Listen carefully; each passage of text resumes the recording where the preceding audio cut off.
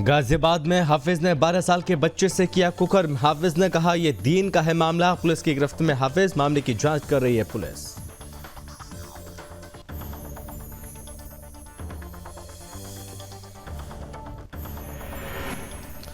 Gonda police ने किया शिक्षक के हत्यारों का भंडाफोड़। 2 आरोपी पुलिस की गिरफ्त में। कब्जे से एक अवैध तमंचा, नकदी बरामद। पुलिस ने किया मामला दर्ज, कार्रवाई जारी। हरदोई में हर्ष फायरिंग का मामला आया सामने। मासूम समेत 2 लोगों को लगी गोली, हालत गंभीर। आरोपी की तलाश में जुटी पुलिस।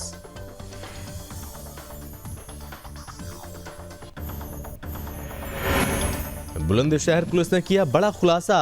राहगीरों से लूट करने वाले 6 सदस्य गिरफ्तार। चोरी के गहनों के साथ 2 कार बरामद। भगवान गणेश का माघी गणेश उत्सव। महाराष्ट्र में बड़े उत्साह के साथ मनाया गया गणेश उत्सव।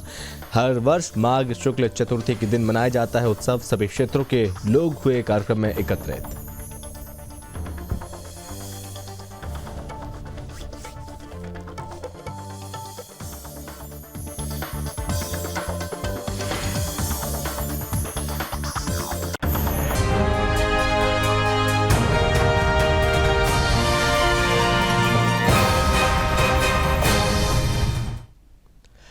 नमस्कार, बहुत स्वागत है आप सभी का आपका राज्य आपकी खबर में। मैं हूं आपके साथ संभव गुप्ता। उत्तर प्रदेश के गाजियाबाद जिले के एक मदरसे में नाबालिग छात्र से कुकर्म करने का मामला सामने आया। पुलिस ने मदरसे में काम करने वाले हाफिज मामून को गिरफ्तार कर लिया है। और आपको बता दें कि पीड़ित छात्र के पिता ने मदरसे के हाफिज के विरुद्ध पुलिस में सूचना दी। बताया जा रहा है कि हाफिज ने इसे दीन का मामला बताते हुए शिकायत नहीं करने को भी कहा था। दरअसल लोनी थाना क्षेत्र की पूजा कॉलोनी की आयशा मस्जिद में एक मदरसा चलता है। इस जगह पर हाफिज मामून बच्चों को इस्लामी तालीम देता है। और इस बीच यहाँ पर जो इस्लामी तालीम दी जाती है, वही मदरसे में बागपत के गांव के व्यक्ति ने बच्चे का एडमिशन करवाया था। और तब से बच्चा मदरसे में ही दीनी तालीम हासिल कर रहा था। बताया जा रहा है कि हाफिज मामून उस पर बुरी नजर रखता था। बताया जा रहा है कि यहाँ पर आरोपित हाफिज ने मामले की शिकायत किसी से ना करने की सलाह दी। हाफिज ने कहा कि इससे मदरसा बंद हो सकता है और ये दीन का मामला है।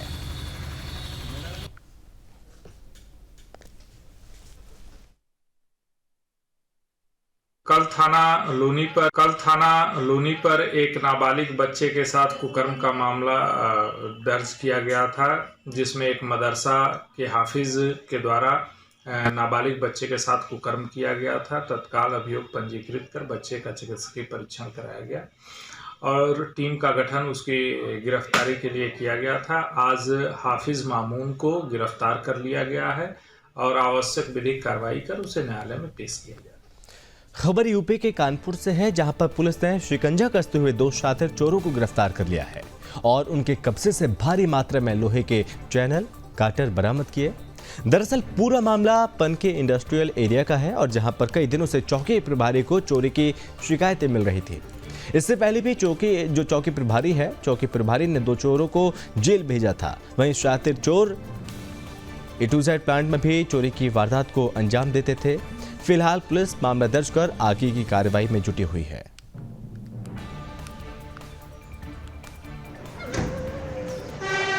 ये थाना पनकी क्षेत्र अंतर्गत इंडस्ट्रियल एरिया चौकी पड़ती है, वहीं का प्रकरण है। यहाँ पर A2Z कंपनी है, जिसमें चोरी करते हुए कल 2 युवक पकड़े गए हैं, जिनसे करीब 1.5 कुंटल लोहा बरामद हुआ है। इसके अलावा इनके पास एक तमंचा बरामद हुआ है। पुलिस के द्वारा दोनों को गिरफ्तार करके इसमें आगे की वैधानिक कार्रवाई की जा रही है।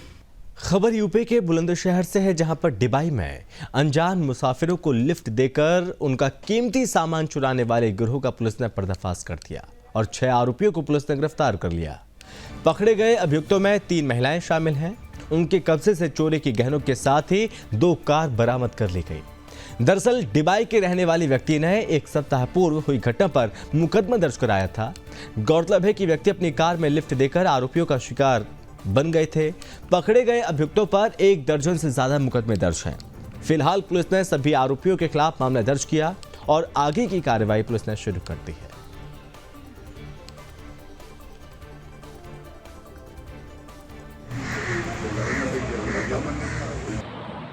हथकड़ी पीछे रख लिया।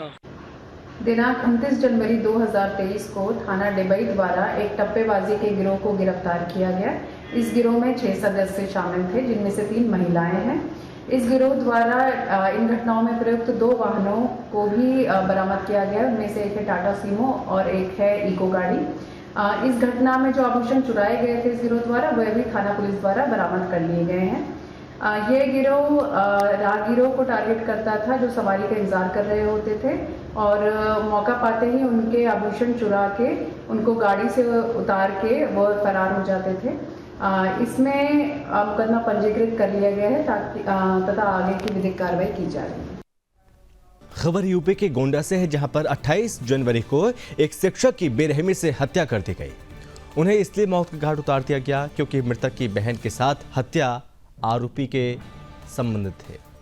मृतक शिक्षक आरोपी को अपने घर आने से रोक रहा था। ये मामला नगर क्षेत्र के फोरबिसगंज का है, जहां पुलिस ने शिक्षक हत्याकांड का भंडाफोड़ किया और हत्या में शामिल 2 आरोपियों को गिरफ्तार किया। घटना का खुलासा किया गया। आरोपियों के पास घटना में प्रयुक्त एक अवैध तमंचा और नकदी बरामद हुई है। दरअसल मृतक की बहन के साथ आरोपी संदीप यादव की दोस्ती थी। मृतक द्वारा बहन से मिलने को लेकर मना किया जा रहा था और इसी बात को लेकर आरोपी संदीप यादव ने अपने साथी के साथ मिलकर शिक्षक कृष्ण कुमार यादव की निर्ममता से हत्या कर दी। मौके से फरार हो गया था और पुलिस इस पूरे मामले पर जांच कर रही थी।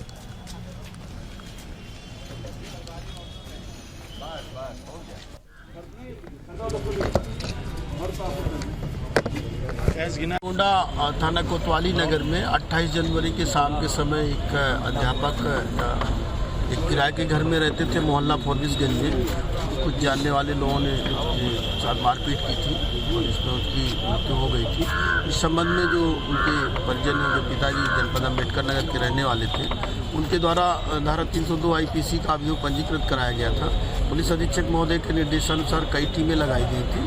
उसी में प्रभारी निरीक्षक कोतवाली नगर और जनपद की स्वाट टीम है, उनके द्वारा 2 अभियुक्त गणों को, संदीप यादव और दूसरा जग्गा और जवाहर मिश्रा, इनको गिरफ्तार किया गया है।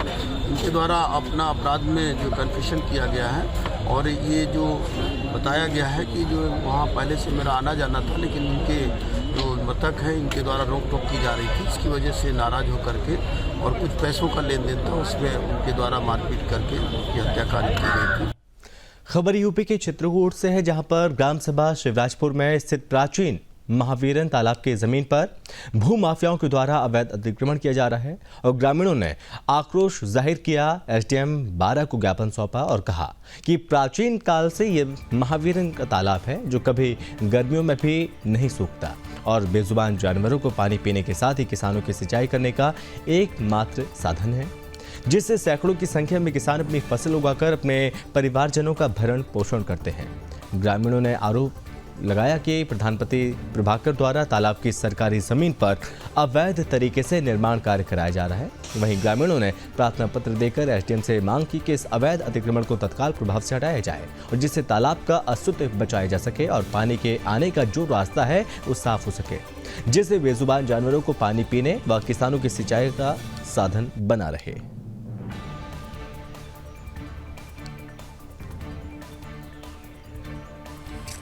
यहाँ महावीरन तालाब में कब्जा किया जा रहा है, जो कि हजारों वर्ष पुराना तालाब है। यहाँ पर पानी जाने का जो रास्ता है उसको भूमाफियाओं द्वारा कब्जा किया जा रहा है। इसी से गांव के लोगों की सिंचाई होती है खेतों की, इसी में गोवंश पानी पीते हैं गर्मी में, क्योंकि इसका पानी गर्मियों में भी कभी ख़त्म नहीं होता। अब ये भूमाफिया जो लगे हैं, इनकी वजह से इसको जो बाधित कर दिया जाएगा, कब्जा कर लिया जाएगा, तो ये सब बंद हो जाएगा। किसान भी भूखे मरेंगे और जानवर भी भूखे मरेंगे। खबर यूपी के हरदोई से है, जहां सरकार के तमाम कोशिशों के बावजूद भी हर्ष फायरिंग के मामले रोकने का नाम नहीं ले रहे हैं। दरअसल पूरा मामला पचदेवरा इलाके के उबड़ी खेड़ा गांव का है, जहां रामशंकर के बेटे ज्ञानेंद्र का तिलक और शादी हो रही थी, जिसमें गांव के तमाम लोग शामिल होने पहुंचे थे। शादी समारोह में रामशंकर का भांजे भी शामिल होने आया था और इसी बीच उसके भांजे ने रिवॉल्वर से हर्ष फायरिंग शुरू कर दी। इस दौरान 13 साल के बच्चे समेत 2 लोग गंभीर रूप से घायल हो गए। इस घटना के बाद मौके पर अफरा तफरी मच गई। फिलहाल पुलिस आरोपी की तलाश में जुटी है और जल्द ही फरार अपराधी को पकड़ लिया जाएगा।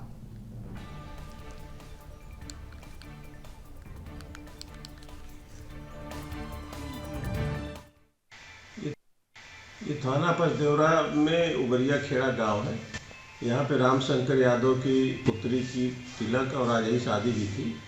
वहाँ पे लोग इकट्ठा थे और वहाँ उनका भांजा जो कि वहाँ शाहजहाँपुर का रहने वाला है, उनका नाम कुन्ना और सना बादाम सिंह है। इसने अपने लाइसेंसी रिवाल्वर से फायर किया जिसमें 2 लोगों को चोटें आई हैं।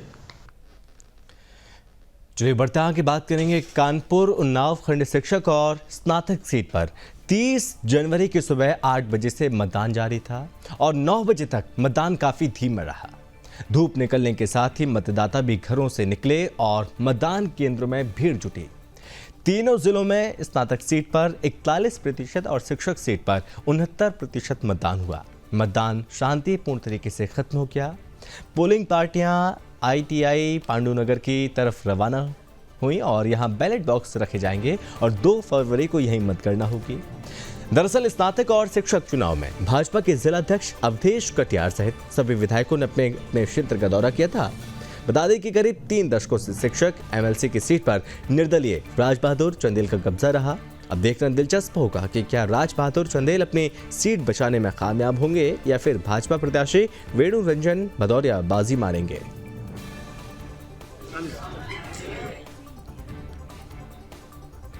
महाराष्ट्र के कल्याण में भगवान गणेश का माघी गणेश उत्सव बड़े उत्साह और भक्ति के साथ मनाया गया।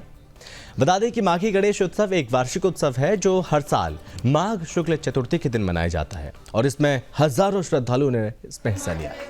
उत्सव में भाग लेने और भगवान गणेश का आशीर्वाद लेने के लिए सभी क्षेत्रों के लोग यहाँ पर एकत्रित हुए।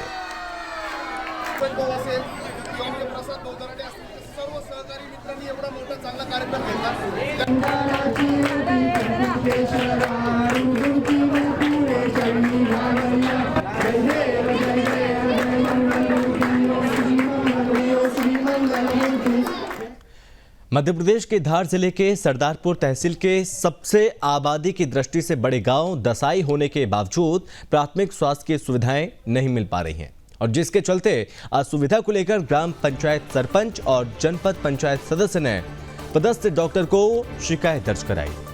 आपको बता दें कि प्राथमिक स्वास्थ्य केंद्र में एक्सरे मशीन बंद पड़ी है और साथ ही डॉक्टर होने के बाद भी आम लोगों को स्वास्थ्य संबंधी सुविधाएं नहीं मिलने से परेशानी का सामना करना पड़ रहा है।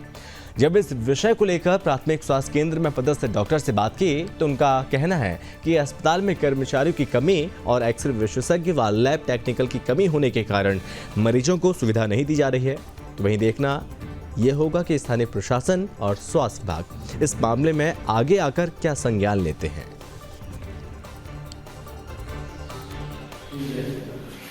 तो फार्मासिस्ट की कमी है, डॉक्टर की कमी है, लैब टेक्नीशियन अपने एक्सरे लैब टेक्नीशियन की, अपने सफाई कर्मचारी की कमी है जो उसका टेक्नीशियन और इंस्टॉल करने वाले अभी तक नहीं आए और मैंने 4 तारीख के बाद ही ज्वाइनिंग किया है। मेरे नज़र में ये चीज़ें थी लेकिन मैंने अवगत करा दिया है, आगे फॉरवर्ड कर दिया इस चीज़ को। हॉस्पिटल भवन में आया था और यहाँ पे देखने पता चला है कि लेबर वार्ड जो बना हुआ है जो कागज़ में कंप्लीट दर्शा दिया गया है लेकिन वहाँ पे कोई सुविधा नहीं है, ना सामान है ना कुछ नहीं है और बहुत सारी कमियाँ हैं। एक्सरे मशीन है वो भी पुरानी ही है। BO मैडम से बात करी है तो उन्होंने आश्वासन दिया है लेकिन कब चालू कर दे ऐसा कोई ठोस बताया नहीं गया लेकिन उन्होंने बोला है। और स्टाफ के बैठने के लिए भी टेबलों की व्यवस्था नहीं, वो नहीं है। और डॉक्टर साहब से चर्चा की तो उन्होंने बताया कि मैं 2-3 बार मैंने लेटर लिख दिया गया लेकिन अभी तक कोई ये नहीं हुआ। बिहार के समस्तीपुर जिले में सरारंजन नगर पंचायत में व्यवस्थित तरीके से विकास की संभावनाएं जताई जा रही हैं और आपको बता दें कि विधानसभा क्षेत्र होने सही रूप से लेआउट बनाकर विकास किया जा सकता है। तो वहीं स्थानीय लोगों का कहना है कि नगर अंतर्गत ग्रामीण विकास को आज भी सड़क, नाला, लाइट सहित लोक कल्याणकारी योजनाओं से जोड़ा जा सकता है। आगे क्या कुछ कहना है स्थानीय लोगों का आप भी सुनिए। सबके घरों का ले लीजिए, कैसा घर है तो से मांग किया जाए कि हर जगह चौक चौराहे पर लगाया जाए इसको, इससे लोगों को सुविधा ज़्यादा हो सके, असुविधा का पालन न हो सके। एकदम भरपूर कोशिश रहेगी इसलिए कि जो हम लोग के तो नज़र में है जो कहाँ है, कहाँ ज़रूरी है, क्या है, इसलिए हम लोग तो सोशल वर्क कर रहे हैं। जी हमारे वार्ड में सड़क की स्थिति खराब है, उस पर हम काम करेंगे। नाला पे काम करेंगे? नाला पर काम करेंगे। स्ट्रीट लाइट नहीं है, उस पर भी काम करेंगे। शौचालय निर्माण पर भी काम करेंगे। राजस्थान के चित्तौड़गढ़ जिला मुख्यालय पर सैकड़ों की संख्या में जिले भर के किसान हाथों में तिरंगा लेकर पहुंचे और अबुदादी की पंचायत समिति से कलेक्ट्रेट चौराहे तक पैदल मार्च निकाला गया और जहां मानव श्रृंखला बनाकर रास्ता जाम किया गया। दरअसल जिले में पिछले कुछ दिनों से बेमौसम बरसात और ओलावृष्टि से फसलें खराब हो गई हैं, जिसके मुआवजे की मांग को लेकर सड़कों पर ही किसान बैठ गए।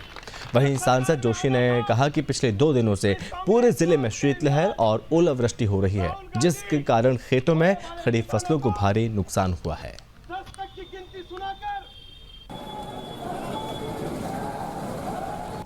एक बार राजस्थान के कृषि मंत्री जी ने कहा था राजस्थान की सदन में कि राजस्थान की सरकार अपनी किस्त का पैसा जमा नहीं करा पाई, इसलिए किसानों को फसल बीमा योजना का पैसा नहीं मिल पा रहा। आज एनडीआरएफ का पैसा तो 100% भारत सरकार देती है और एसडीआरएफ जो स्टेट डिजास्टर रिलीफ फंड है, राज्य राहत आपदा को, उसका भी 75% पैसा केंद्र के माध्यम से आता है। और राजस्थान में भी आज की तारीख में 16,000 करोड़ रुपया एसडीआरएफ के खाते में पड़ा है। अशोक गहलोत साहब, अपनी आंखें खोलो और ठीक से गिरदावरी कराओ ताकि किसान अपना ठीक से नींद निकाल सके और उसको उचित मुआवजा मिल सके। और इसी के साथ इस बुलेटिन में बस इतना ही। आप बने रहिए सुदर्शन न्यूज़ के साथ। जय हिंद।